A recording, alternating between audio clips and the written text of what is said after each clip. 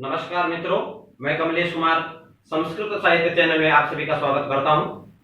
आज पुनः आचार्य जगन्नाथ के मत में काव्य प्रयोजन, आचार्य हेमचंद्र के मत में और आचार्य रामचंद्र गौड़चंद्र के मत में काव्य का प्रयोजन प्रस्तुत किया जा रहा है। आचार्य जगन्नाथ अपने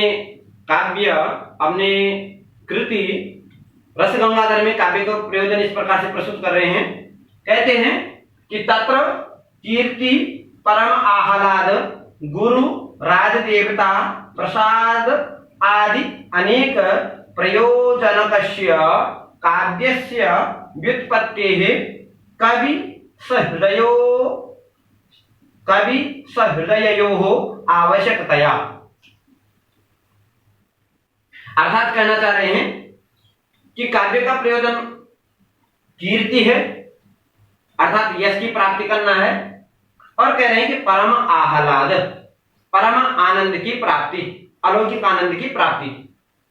उसके बाद कह रहे हैं गुरुजन, राजा की और देवता आदि की प्रसन्नता आदि से पूर्ववर्ती आचार्यों के द्वारा जो कहा गया, अर्थात चाहे वो चतुर्वर्ग की प्राप्ति हो, चाहे वह राजाओं की कीर्ति का यशोगान करना हो, चाहे अलौकिक आनंद की प्राप्ति करने की बात कही हो। उसके बाद कह रहे हैं कि प्रयोजनकस्य काव्यस्य व्युत्पत्तेः कविः। यहां पर कह रहे हैं पुनः कि काव्य की व्युत्पत्ति विषय वह क्या है, ऐसे निपुणता अभ्यास जो भी काव्य की व्युत्पत्ति है उसके विषय में कह रहे हैं कि वह कवि के लिए क्या है, आवश्यक है। और सहृदयोः आवश्यकतया, और वह सहृदय के लिए क्या होना चाहिए, परम आनंद की प्राप्ति के लिए क्या है, आवश्यक है। अतः आचार्य जगन्नाथ के मत में क्या है, यश की प्राप्ति, परम आनंद अलौकिक आनंद की प्राप्ति, गुरु राजा देवता आदि की प्रसन्नता काव्य का प्रयोजन है, आदि से पूर्ववर्ती आचार्यों के द्वारा जो कहा गया है। और यहां पर कह रहे हैं कि कवि अपनी व्युत्पत्ति निपुणता अभ्यास के द्वारा वह अपेक्षित करे काव्य को, और उस काव्य के द्वारा सहृदयों को, तत्ववेत्ताओं को किस चीज की प्राप्ति हो, परम आनंद की, अलौकिक आनंद की प्राप्ति हो।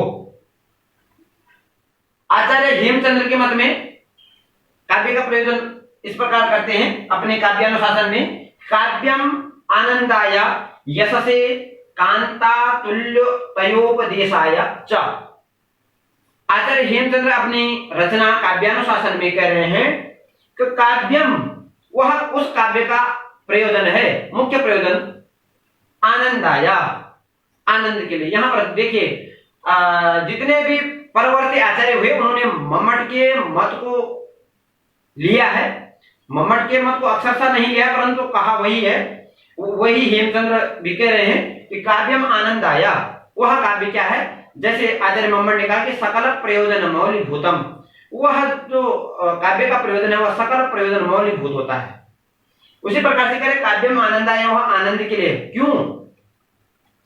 क्योंकि आनंद तो और वस्तु से प्राप्त हो जाती है, परंतु जैसे काव्य रस, जहां पर शब्द भी, जैसे कहा था कल कि शब्द प्रधान अलग काव्य है, अर्थ प्रधान अलग काव्य है, और जो शब्द अर्थ से विलक्षण है ऐसा रस का जो पोषक है वह काव्य क्या करता है, परम आनंद की तुरंत ही सद्य प्राप्ति कराता है। तो वही कह रहे हैं कि काव्यम आनंदाय, आनंद की प्राप्ति कराता है, यश से, यश के लिए होता है, कांता तुल्य तयोपदेशाय।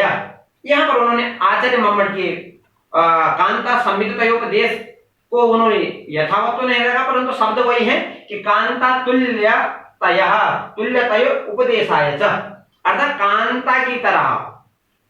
अर्थात जैसे कल आचार्य मम्मट के मत में कहा गया कि वह कांता सम्मित जो उपदेश है वह आचार्य मम्मट, वह शब्द प्रधान वेदादि शास्त्र, अर्थ प्रधान तात्पर्यवत, और जो सुहृदवत है वह इतिहास पुराण आदि, और जहां न तो शब्द प्रधान है न अर्थ प्रधान, अर्थात गौण है जहां, वहां क्या है, रस की पोषकता है। जहां शब्द भी प्रधान नहीं है और अर्थ भी प्रधान नहीं है, तो वहां किसकी, रस की प्रधानता है। ऐसी जहां रस की प्रधानता हो वहां क्या होता है, क्योंकि कांता समित जो उपदेश है वह जो कांता होती है वो अपनी तरफ आकर्षित करके और उस किसी कार्य में प्रवृत्त करा देती है। ऐसे ही काव्य जो है रस का पोषक होने से उस सहृदय को अपनी तरफ आकर्षित करके और उसको क्या करते, उपदेश दिया करते, हितोपदेश क्या करते हैं। पुनः नाट्य दर्पणकार आचार्य रामचंद्र गुणचंद्र के मत में काव्य प्रयोजन कहते हैं। आचार्य रामचंद्र अपने कृति नाट्य दर्पण में कह रहे हैं कि चतुर्वर्ग फलाम नित्याम, अतः वो भी पूर्ववर्ती आचार्यों से ही, जैसे पूर्ववर्ती आचार्यों ने कहा चतुर्वर्ग फल प्राप्ति सुखादल्पधियामपि, अर्थात धर्मार्थ काम मोक्षाणाम वैचक्षणम कलासु, अर्थात धर्मादि साधनोपाय सुकुमार क्रमोदितः, ऐसे ही पूर्ववर्ती आचार्यों के मत को लिए हैं और उन्होंने कुछ विशेष नहीं कहा है कि चतुर्वर्ग फलाम नित्याम। अतः काव्य का परम प्रयोजन है कि धर्म की प्राप्ति, अर्थ की प्राप्ति, काम की प्राप्ति और मोक्ष की प्राप्ति। आगे भी परवर्ती आचार्यों ने जैसे